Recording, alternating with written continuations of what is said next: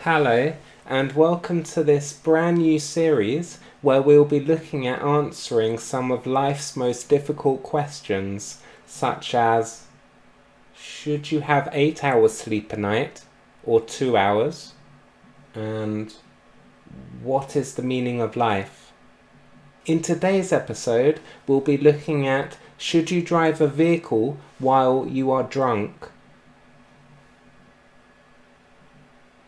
Should you drive a vehicle while drunk? Love you. Alcohol is the substance that tends to make you drunk if you have enough of it.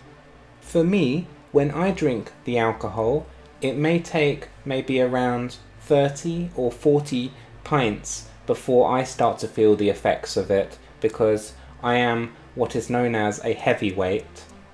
Others of you, unfortunately, may become completely intoxicated by your 20th pint. That is known as being a lightweight. There's nothing wrong with that, of course, so don't worry about it. But what does that mean in the grand scheme of things? Nothing. What are we talking about again? Being drunk while driving. Yeah, I think we should just focus on that for the time being. The biggest talking point about drink driving is you'll need to obtain a vehicle. That's the first thing you'll need to do in order to consider whether you should drink and drive or not. I would advise picking a vehicle that you already own, or one that you have permission to borrow. If you pick up a stolen vehicle, then it could become more difficult to decide whether you should drive it drunk or not, because you will probably be quickly hunted down by the authorities, and that will really reduce your thinking time. The next step in deciding whether you should drive drunk or not is whether you are of the legal age to drive a vehicle. If you're too young to drive a vehicle in your country, but you decide to do that anyway, then that's generally frowned upon, and you might get told off for doing so.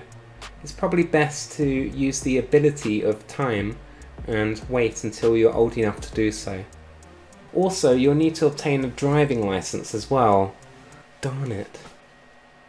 That's a lot of hassle if you ask me, but it'll probably save you in the long run, particularly if you do get stopped by the cops. They just ask you to pull down your window, so you do that, and then they say, driving license please. And you say, I don't have one. And they say, why not? And you say, didn't know I needed one, no one told me. So that'll probably help you out in that situation at least. So I'll definitely get one there for that reason. Now that we have discussed the various factors for drink driving and obtained every possible information available out there, we can now move on to answering the question that we've all been dying to know. Should you drive a vehicle while drunk? No. At long last, we have solved this age-long problem that has plagued us for centuries. We can now move on with our lives. For those of you that have never been drunk before, I will now simulate what it is like to be drunk so that you can judge for yourself as to whether it is safe or not to drink and drive. So I'll catch you all later. Goodbye. Just gonna get drunk now.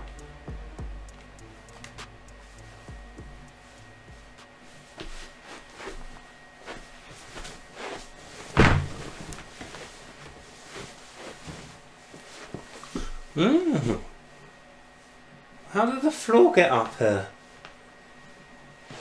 So strange.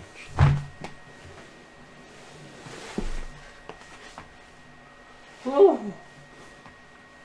Where are my car keys?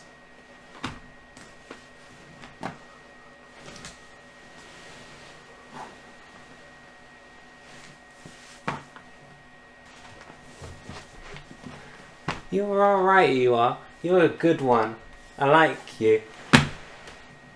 The sad thing about it is that I haven't even drunk any alcohol. What's going on? I haven't even drunk anything.